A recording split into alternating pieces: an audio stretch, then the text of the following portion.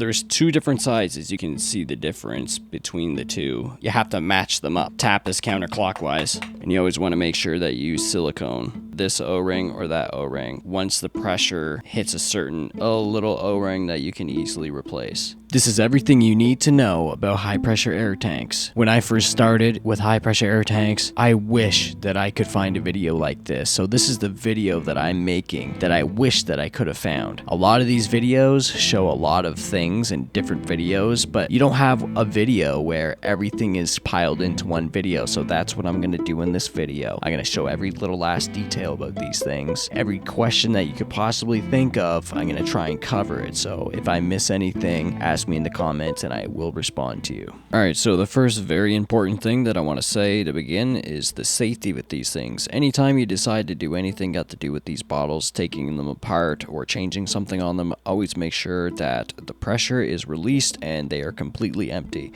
Now that we got that out of the way, so this tank right here is a 13 CI cubic inch and it's rated for 3000 PSI. So that means that this tank, you can fill this gauge up to 3000 and it's safe. That's its safe pressure. Then you have other tanks like this one that can go up to 4500 PSI. Those are usually the two main pressure ratings for the tanks, depending on the type of tank that it is 3000 or 4500 PSI. So let's talk about the regulators that's on the tank. This regulator here is 1500 PSI. So when this tank is full of 3000 PSI, this regulator will keep it at 1500 PSI going out until it hits 1500 on the gauge. Then once it hits that point, it's not going to be able to regulate it anymore. It's just going to keep going down from that point. If you want to keep your pressure at 1500, you would just fill it at 1500. Or let's say you have a 1100, or let's say if it's an 1100 PSI regulator, then if you want to have your max pressure at 1100 PSI, when the needle goes down to 1100, that's when you would refill it again. Now, this is something that I wish that I knew when I first started with these tanks. If you decide to buy a tank off of Amazon or AliExpress, and you decide to buy a regulator to go with it, one thing that is really important is knowing the sizes of the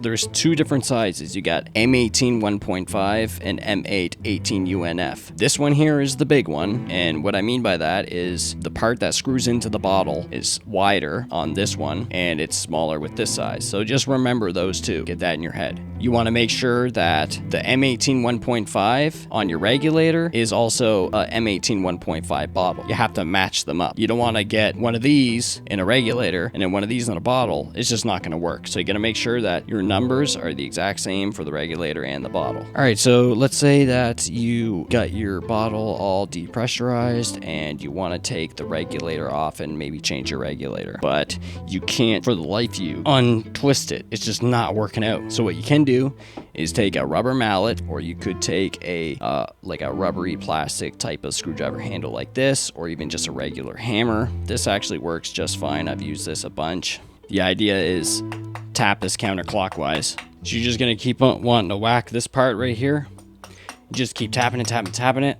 Whether you use a hammer, one of these, or a rubber mallet, you keep hitting it and then it'll break free, and then you'll just be able to take this off. This one here is a 5.8 18 UNF. This is the smaller one. I'll show you the difference between the two. As you can see here, you can see the difference between the two, how much bigger and smaller they are. So when you take this off, one good thing to know, if you have moisture inside your bottle, which is not a good thing, it'll last longer if you keep it dry. You could put some hot air in there and dry it out, or leave it out and dry it out. You want to make sure that your O-rings are in good condition, and anytime you need to change your O-rings, you can get a pack like this. The green ones, black ones, you just got to make sure you got an assortment so you can change your size and change your O-ring, clean it, make sure there's nothing there for any leaks, make sure it lasts longer. And you always want to make sure that you use silicone on your O-rings. It makes them last way longer and it ensures a good seal. And when tightening it back up, you're gonna want to hand crank it as tight as you can and then just give it a few taps. Not much. You don't want to over tighten it, just enough. All right, now let's talk about these burst discs right here. So with your regulator, you'll notice that you have these burst disc nuts right here. The nut that is closest to this part up here going out, that's always going to be the smaller number, and the burst disc that's closer to the bottle down here, that's going to be the bigger one. Now, if you do burst one of these discs,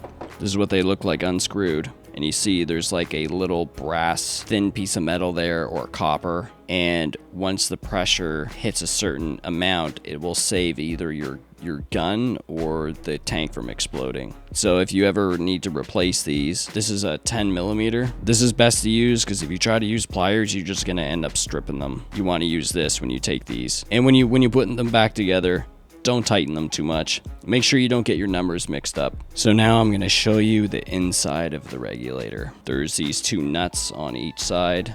All right, so I just loosened these and now I'm gonna undo it.